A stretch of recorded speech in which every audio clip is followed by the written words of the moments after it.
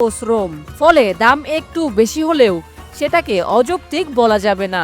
তিনি আশাবাদী, যারা ব্যতিক্রমী কোরবানির পশু খুঁজছেন তাদের কেউ না কেউ এই উটটির প্রতি আগ্রহ দেখাবেন।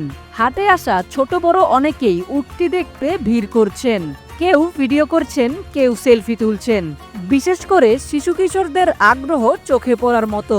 অনেক বাবা মা শুধু সন্তানদের আনন্দ দেওয়ার জন্যই নিয়ে আসছেন উটের সামনে।